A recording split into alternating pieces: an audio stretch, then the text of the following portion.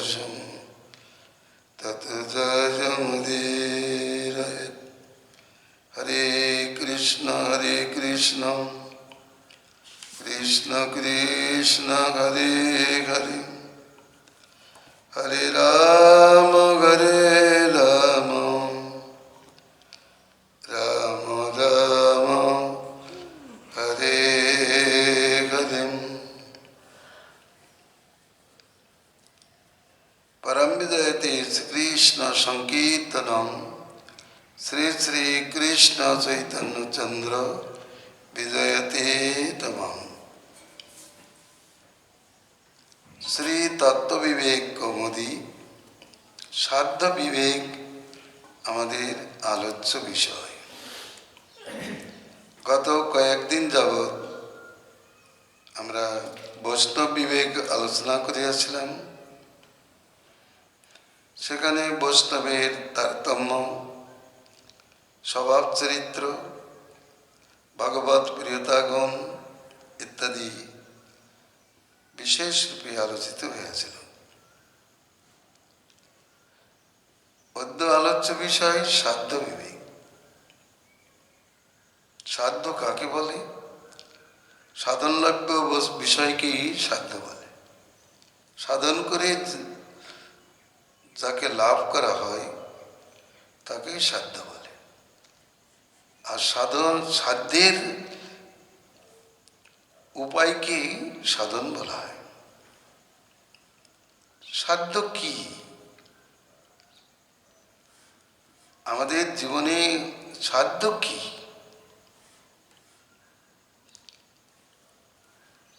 যদি বলেন একটা তো সাধ্য হতে পারে না, অনেকগুলো সাধ্য হতে পারে। কারোর ঔষধ প্রয়োজন, কারো ধন প্রয়োজন, কারো জন প্রয়োজন, কারো ইন্দ্রিয় তর্পণ প্রয়োজন, কারো সিদ্ধি মোক্ষ প্রয়োজন, আবার কারো কৃষ্ণ ভক্তি প্রয়োজন। তা যার যেমন প্রয়োজন তার তেমন সাধ্য, যে সেটাই সাধন করে থাকে। যার ভক্তি প্রয়োজন সে ভক্তিকে সাধন করে। ধর্মার্থ কাম মোক্ষের প্রতি যার স্পৃহা নেই সে সেটা সাধন করে না, তাকে সাধ্য জানে না। তাদের দোষ দর্শন হলেই তাকে সাধ্য বলে না। যাতে দোষ দর্শন হয় তাকে সাধ্য কে বলে? কেউ বলতে পারে না। তাই যাতে গুণদর্শন হয়, যাতে লাভ হয়, অভীষ্ট সিদ্ধি হয়, তাকেই তো সাধ্য করা উচিত। এই জন্য আমরা একটু সাধ্য আলোচনা করব। শুদ্ধ ভক্তি ভবেৎ সাধ্যম চৈতন্য শাস্ত্র দর্শনাৎ অবিধেয়ং ততো নাস্তি কৃষ্ণ প্রেমার্থ সিদ্ধয়ে।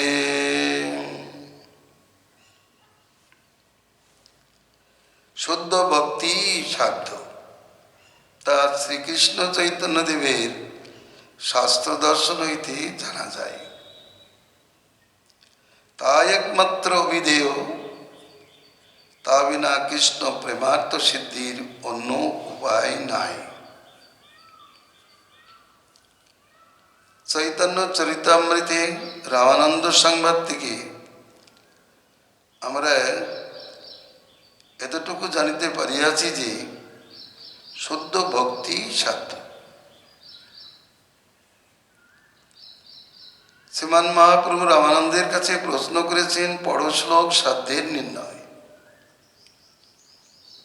সেই প্রশ্নের উত্তরে তিনি ক্রমপর্যায়ে উত্তরোত্তর শ্রেষ্ঠ সাধ্যের নাম উল্লেখ করেছেন।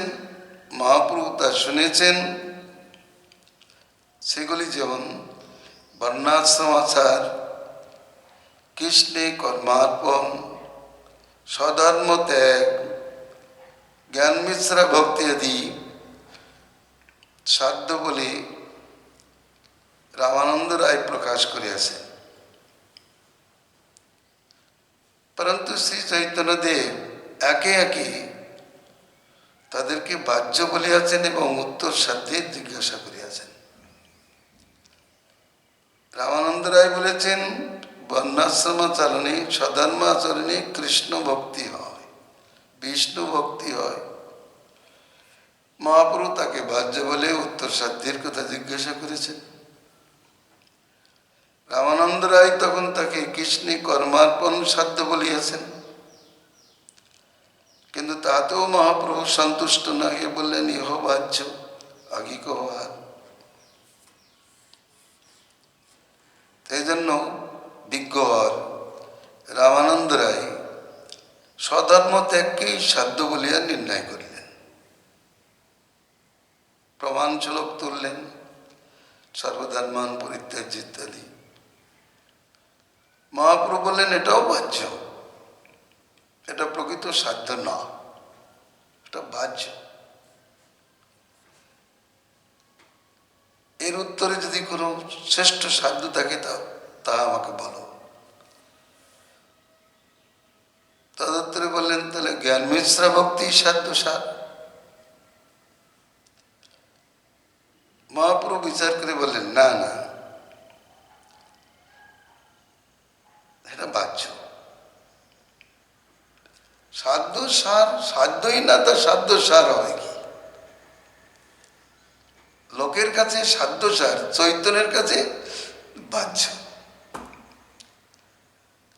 কত বড় দার্শনিক বসেছেন রামানন্দের সামনে, শাস্ত্রী প্রমাণতে তিনি সাধ্য সার বলে প্রকাশ করেছেন, আর চৈতন্যদেব তাকে বাহ্য বলে ফেলে দিলেন। বিষয়টা জানবার বিষয়। চৈতন্য কত বড় দার্শনিক বিচার নিয়ে বসেছেন, তিনি শ্রোতার অভিনয় করছেন, কিন্তু গুরু ভক্তার গুরুদেব, জগৎগুরু বলে যারা এই জগতে আত্মপ্রকাশ করেছেন, তাদের মুখে এইরকম সিদ্ধান্ত প্রকাশিত হয়নি। চৈতন্যদেব যে ধারা, যে জ্ঞানের ধারা বিচার জগতে তুলে ধরেছেন, এরকম বিচার তাদের দর্শনে নাই, তাদের ভাষণে নাই। শ্রীমদ্ ভাগবতাদি থেকে শ্লোক তুলেছেন, জ্ঞান মিশ্রা ভক্তি সাধ্য সার। ভগবান শ্রীকৃষ্ণ বলেছেন, ব্রহ্মভূত প্রসন্নাত্মা ন সততি ন কাঙ্ক্ষতি সমসর্বেষু ভূতেষু মদ্ভক্তিং লভতে পরম। আর চৈতন্য স্বরূপে কৃষ্ণ এখন সিদ্ধান্ত দিচ্ছেন, এও বাহ্য আগে কহার। কিন্তু রামানন্দ রায় তিনিও পণ্ডিতাগ্র গণ্য, সাধ্য বিষয়ে সম্পূর্ণ অভিজ্ঞ।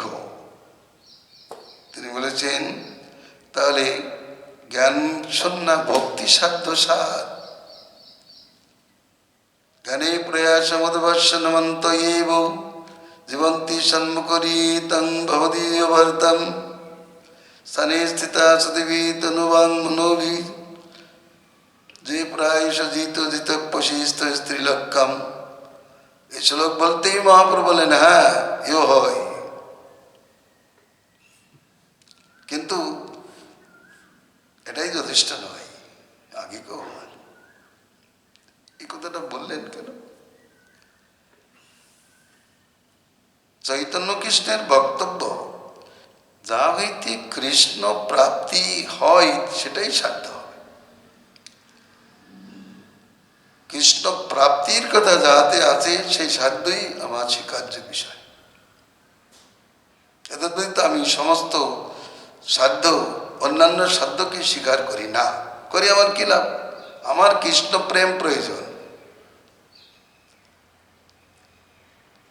আমার অমৃত প্রয়োজন। আমি সেখানে অন্য কি নিয়ে কি করব, অন্য জিনিস নিয়ে কি করব?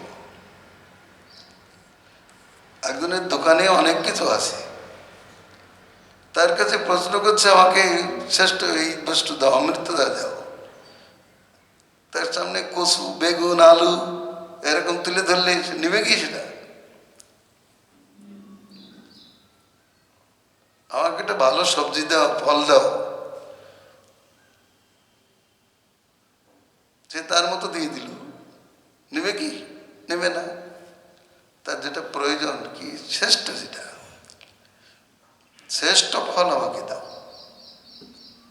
এই জন্য শ্রেষ্ঠ সাধ্য আমাকে জানাও। তো জ্ঞানচন্ন ভক্তি বললে, জ্ঞানচন্ন ভক্তি সাধ্য সার যখন বলেছেন, মহাপ্রভু স্বীকার করেছেন যেহেতু ওখানে কৃষ্ণ প্রাপ্তির কথা আছে।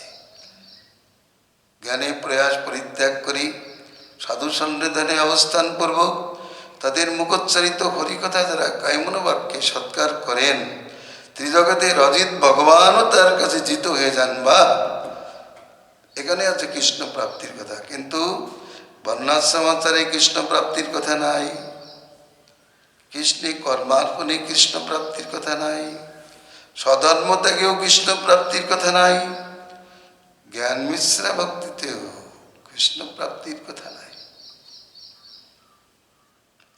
জ্ঞান শূন্য ভক্তিতে কৃষ্ণ প্রাপ্তির কথা আছে বলেই চৈতন্যদেব তাকে সাধ্য বলে স্বীকার করলেন, কিন্তু তাকেই যথেষ্ট বললেন। মানে এর পরে যদি শ্রেষ্ঠ কিছু থাকে তাও বলো, এইভাবে বলতে চললেন।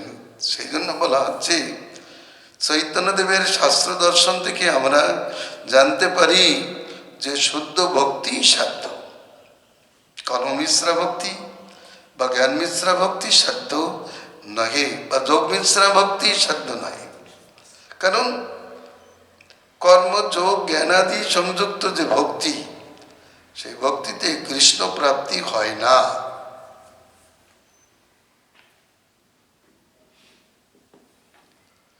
চৈতন্যদেব এই জন্য শুদ্ধ ভক্তিকেই অবিধেয় বলে আছেন। কৃষ্ণ ভক্তি অবিধেয় সর্বশাস্ত্রে কয়, অতএব মুনিগণ করিয়াছেন নিশ্চয়। অবিধেয়ং ততো নাস্তি কৃষ্ণ প্রেমার্থ সিদ্ধে, কৃষ্ণ প্রেম প্রাপ্তির জন্য ও শুদ্ধ ভক্তি বিনা অন্য কিছুই যোগ্য নহে, অন্য কোনো উপায়ই হতে পারে না। এখন যার কৃষ্ণ প্রেম প্রয়োজন না, তার অনেক সাধ্য, যাকে যা তা দিলে সে খেয়ে নেবে। আর যার অমৃত প্রয়োজন, তাকে সামান্য ছিটে গুড় দিলে কি সে খাবে? খেতে পারে না। কিন্তু এই জ্ঞানটুকু তো থাকা দরকার। শ্রেষ্ঠ সাধ্য কি হবে বলবে কি? গুরু বলতে পারে। চৈতন্যদেব জগৎগুরু হয়ে শিষ্যের ভূমিকায় অবস্থান করে গুরুকে গাইড করছেন।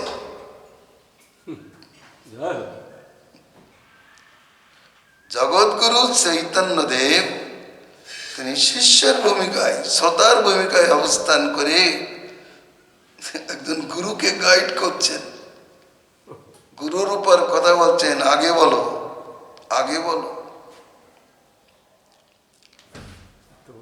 এই জগতের কোন শিষ্য এমন বলতে পারে? হয়তো যদি উত্তম শিষ্য হয় তাহলে বলতে পারেন, গুরুদেব আপনি যে সাধ্যের কথা বললেন, এর থেকেও কি শ্রেষ্ঠ সাধ্য আছে? এমন হয়তো কোন উত্তম শিষ্য প্রশ্ন করতে পারেন, এমন বলতে পারেন, কিন্তু সকলেই পারেন না। আজ আমরা দেখব যিনি জগৎগুরু, তিনি শিষ্যের ভূমিকা নিয়ে বসেছেন, শ্রোতার ভূমিকায় বসে গুরুকে শ্রেষ্ঠ সাধ্য উপদেশ করবার জন্য উৎসাহিত করছেন। এই জন্য বলা হলো চৈতন্যের বিচারে এটাই একমাত্র অবিধেয়। কৃষ্ণ ভক্তি অবিধেয় সর্বশাস্ত্রে কয়। কেন? যদি এর দ্বারা কৃষ্ণ প্রাপ্তি হয়। কৃষ্ণ প্রেম সিদ্ধির জন্য এই শুদ্ধ ভক্তি বিনা অন্য কোনো উপায় নাই। এখন শুদ্ধ ভক্তি বলতে কি পিতামাতার ভক্তি, না দেশ দশের ভক্তি, না দেবদেবীর ভক্তিকে বোঝায়? অনেক মূর্খ আবার প্রশ্ন করে ভক্তি অবিধেয়, তাহলে পিতামাতার ভক্তি হবে কি? না না, পিতামাতা দেশ দশের ভক্তি নয়, কোনো দেবদেবীর ভক্তি নয়, কোনো অবতারের ভক্তি নয়, অবতারী শ্রীকৃষ্ণের ভক্তি।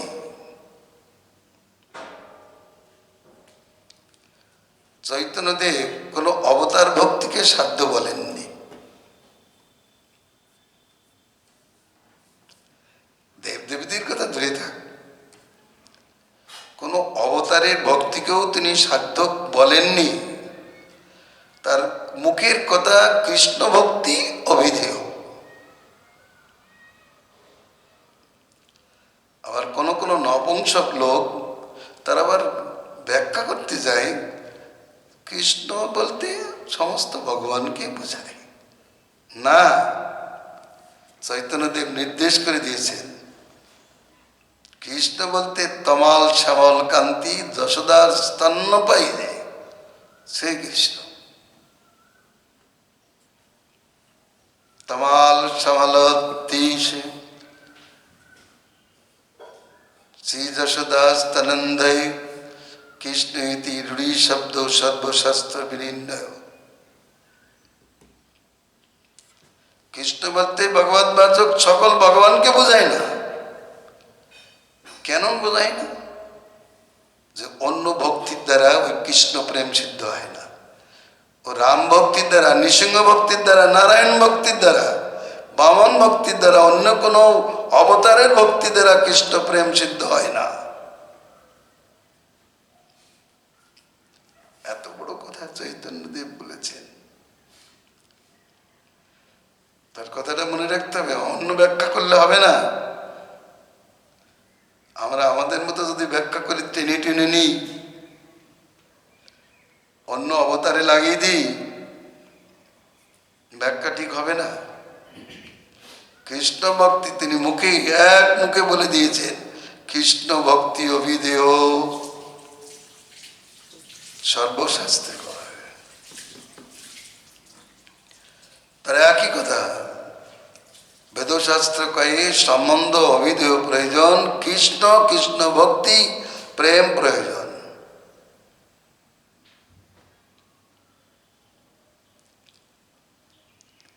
অতএব কৃষ্ণ ভক্তি অভিধেয়, তার থেকেই প্রেম লাভ হয়। শুদ্ধ ভক্তি হইতে হয় প্রেম উৎপন্ন। শুদ্ধ ভক্তি বলতে কার প্রেম উৎপন্ন হবে, কার প্রেম প্রয়োজন? চৈতন্যদেব তো কোনো অবতারের প্রেমকে প্রয়োজন করেননি। এমনকি কৃষ্ণের অন্যান্য বিলাসের প্রেমকেও প্রয়োজন করেননি। দ্বারকাধীশের প্রেম, মথুরাধীশের প্রেমকেও তিনি প্রয়োজন বলেননি। ভজগোপীদের সেব্য শ্রীকৃষ্ণের প্রেমকে প্রয়োজন বলে আছেন।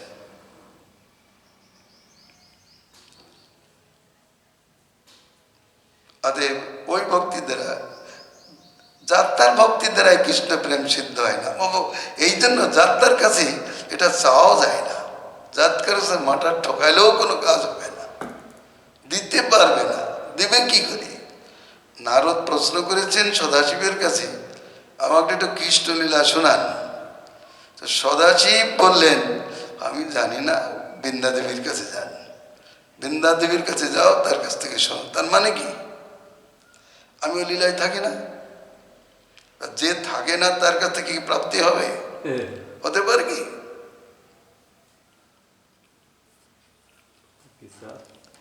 এই জন্য বিচার করা হলো যে কৃষ্ণ প্রেম প্রয়োজন।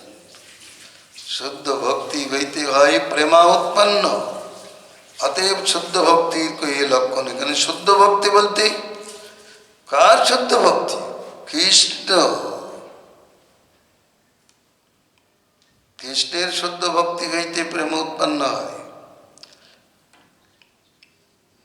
পতির প্রেম প্রতিভক্তি থেকে হবে না অন্য কোনো পুরুষের ভক্তি থেকে হয়, এইটুকু তো বোঝার দরকার। যে নারীর পতি প্রেম প্রয়োজন তার পতির ভক্তি হইতেই সে প্রেমোদয় হবে, না অন্য কোনো পুরুষের ভক্তি হইতে সেই তার পতির প্রেমোদয় হবে। হয়তো তার পতির সমান অনেক কেউ আছে, থাকতে পারে, ওরকম গুণবান রূপবান কেউ থাকতে পারে, কিন্তু সে তো তার ভক্তি তো প্রতিভক্তি না। অতএব প্রীতি ওদের ভক্তি করে এর প্রীতি হবে, সিদ্ধ হবে না। কৃষ্ণতুল্য অনেক কেউ থাকতে পারে সত্য, কিন্তু তার প্রীতির উদয় হবে না। তার প্রমাণ দিয়েছে গোপী গোবর্ধনে যখন রাস করছিলেন, কৃষ্ণ স্বয়ং চতুর্ভুজ মূর্তিতে পরীক্ষা করবার জন্য গোবর্ধন কুঞ্জে অবস্থান করছিলেন। সেই কালে গোপীগণ এসে তাকে নারায়ণ বলে নমস্কার করে চলে গেলেন, তাদের প্রেমোদয় হলো না। স্বয়ং কৃষ্ণ যখন অন্য রূপ ধারণ করেছে তাতে যদি তাদের প্রেমোদয় না হয়, তাহলে অন্য নারায়ণ যদি সেখানে আসে তাহলে গোপীদের কি প্রেমোদয় হবে? হতে পারে না। বিচার এইরূপই জানানো হলো যে এই ভক্তিটা হবে কৃষ্ণ বিষয়। এখন কোন কৃষ্ণ বিষয়? চৈতন্যদেব প্রেম বলেছেন ব্রজের প্রেম, ব্রজেন্দ্রনন্দনের প্রেম, প্রেমাপমার্থমান। কোন প্রেম? ঐশ্বর্য মিশ্র প্রেম নয়, মাধুর্য প্রেম একমাত্র বৃন্দাবনেই সীমিত, বৃন্দাবনেই বিরাজিত। সে কেবলমাত্র বৃন্দাবনীয় ভক্তদের মধ্যে বিরাজিত। এই জন্য ওই প্রেম কৃষ্ণ প্রেম সিদ্ধার্থ, এখানে অন্য কথা গ্রহণ করা যাবে না। এখানে কৃষ্ণ প্রেম বলতে দ্বারকাধীশের প্রেম বা মথুরাধীশের প্রেম নয়। কৃষ্ণ যদিও তিনি তিনটে স্বরূপে তিন ধামে লীলা করেছেন, বৃন্দাবনাধীশ, মথুরাধীশ, দ্বারকাধীশ রূপে পূর্ণরূপে বিলাস করেছেন, কিন্তু সেই কৃষ্ণের অভিপ্রায় চৈতন্য রূপে জগতে প্রকাশিত হলো না। কৃষ্ণের অন্য বিলাস মূর্তি প্রেম প্রয়োজন নয়, কিন্তু স্বয়ংরূপের যে স্বয়ংরূপ ব্রজবিলাসী তার প্রেম প্রয়োজন। অতএব কৃষ্ণ প্রেমার্থ সিদ্ধির অন্য কোনো উপায় নয় ওই শুদ্ধ ভক্তি বিনা। শুদ্ধ ভক্তে পরাকাষ্ঠম প্রেমেতি কথ্যতে বুধৈ তত্ত্ব শৃঙ্গার প্রেমাঘি প্রেষ্ঠত্বেন প্রকীর্তিতম। বধুগণ শুদ্ধ ভক্তির পরাকাষ্ঠাকেই প্রেম বলিয়া থাকেন। শুদ্ধ ভক্তি গাঢ় হতে হতে হতে উন্নত পর্যায়ে যে প্রেম সংজ্ঞা প্রাপ্ত হয়, আর প্রেম যত গাঢ় হতে থাকে তখন তার আর পৃথক পৃথক সংজ্ঞা সৃষ্টি হয়। প্রেম গাঢ় হলে স্নেহ, রাগ, মান, অনুরাগ, ভাব, মহাভাব ইত্যাদি সংজ্ঞা প্রাপ্তি হয়। তাহলে শুদ্ধ ভক্তি, ভক্তি গাঢ় হইলে ধরে প্রেম নাম, শ্রী চৈতন্যদেব বলেছেন। তো কোন ভক্তি? শুদ্ধ ভক্তি। যখন গাঢ় হয়ে যাবে তখন প্রেম সংজ্ঞা প্রাপ্ত হয়। এই জন্য বলা যাচ্ছে শুদ্ধ ভক্তির প্রকাশটাই প্রেম।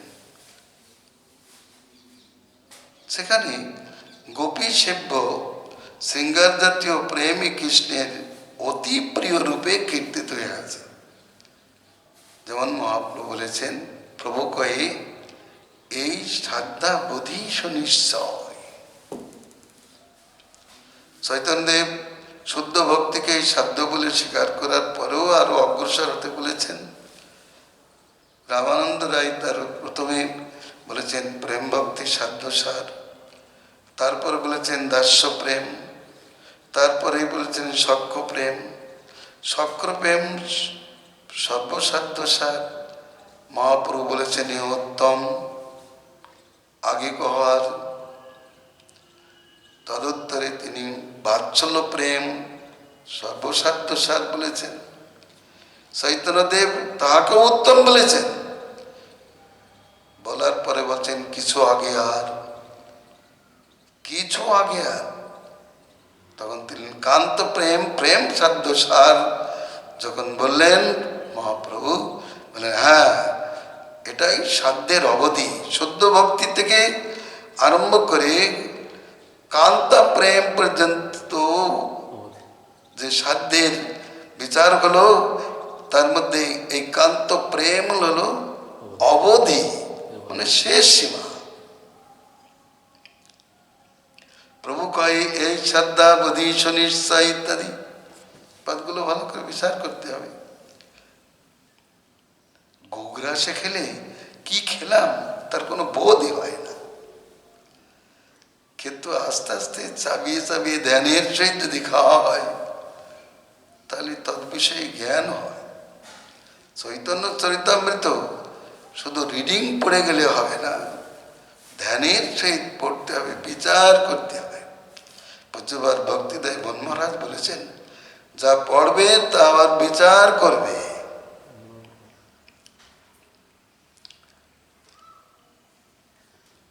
তথাপি রাধিকা প্রেম প্রমাধিক প্রিয়ং হরিম সর্বশ্রদ্ধা বোধিতেন চৈতন্যেন সমর্থিতম। সেখানেও চৈতন্যদেব সাধ্যের অবধি বলার পরেও আবার তিনি বলেছেন এ রামানন্দ, আচ্ছা এর পরেও কি কিছু আছে, এর পরেও কি কোনো সাধ্য আছে? তো রামানন্দ রায় বলেছেন যে প্রভু এর পরেও প্রশ্ন করে এমন লোক কি পৃথিবীতে আছে?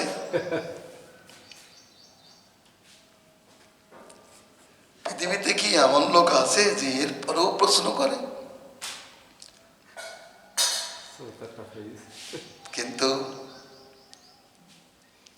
তোমার এটা ভালো লাগবে কি না, তার মধ্যে রাধার প্রেম সাধ্য ছিল বলে। বেদ পুরাণে যার মহাত্মা বা মহিমা বেখানি মহাপ্রভু আর আনন্দ ধরে না, বললেন হ্যাঁ, যেখানে রাধার প্রেম কৃষ্ণের প্রাণাধিক প্রিয় এবং তাই সর্বসাধ্যের অবধিরূপে শ্রী চৈতন্যদেব কর্তৃক সমর্থিত হয়েছে। তার মধ্যে রাধার প্রেম সাধ্য শিরোমণি।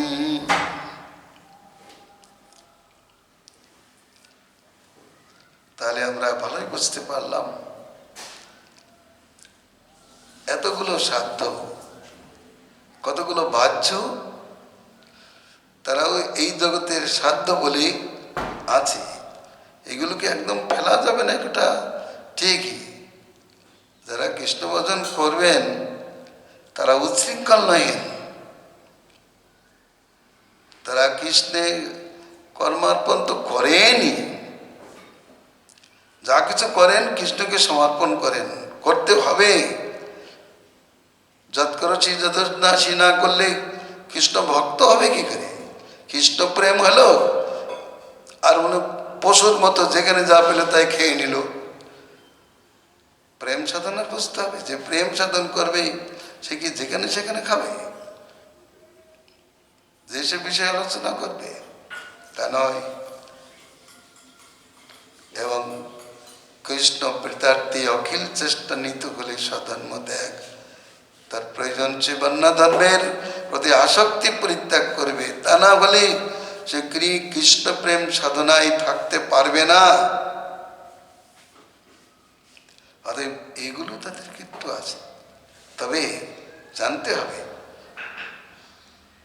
যারা ইউনিভার্সিটিতে পড়াশোনা করবে তাদের আর স্কুল কলেজে যেতে হবে না, তাদের আবার স্কুল কলেজের পড়া পড়তে হবে না, তারা তো পড়েই আছে, তারা সেই শিক্ষায় শিক্ষিত হয়ে উঠেছে। তবে রাধার প্রেম সাধ্য শ্রীমণি রূপে বললেও এই জগতের জীব সে প্রেম সাধন করতে পারবে না। কোন কোন মহাত্মার মধ্যে রাধার কিছু কিছু ভাব প্রকাশিত হয়েছে বলে আমরা জানতে পারি। চৈতন্যদেবই জানিয়েছেন যে বিল্বমঙ্গলের পদ্মে রাধার ভাব কিছু প্রকাশিত হয়েছে, আর মাধবেন্দ্র পুরীর বাণীতে। এছাড়া জগতে আর কেউ এই ভাব সাধন করতে পারে না। কি বলছেন এই শ্লোক? ওই দীনদয়াদ্রনাথ, এটা রাধারই শ্লোক। এই শ্লোক কইয়াছেন রাধা ঠাকুরানী, তার কৃপায় স্ফুরিয়াছে মাধবেন্দ্র বাণী। কিবা গৌরচন্দ্রতা করে আস্বাদন, ইয়া আস্বাদিতে আর নাই চৌঠজন। এক নম্বর স্বীকৃতি দেওয়া হলো তৃতীয় চৈতন্যদেব, চতুর্থ কেউ নাই জগতে।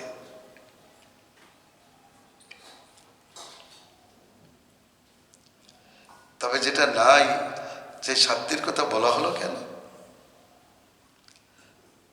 তাকে জানানো হলো ধ্রুবতারা রূপে জানানো, এটা সাধন করতে পারবে। কে পারে?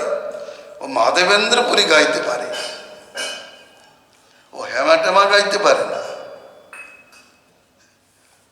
যে সে লোক ওই শ্লোক গাইতে পারে না, ওই শ্লোকের অধিকারী যে সে লোক নয়। কথাটা ভালো করে বুঝতে হবে। শুধু গাইলেই হবে না, অনুভব করার দ্বারা অধিকারী হওয়া যায়।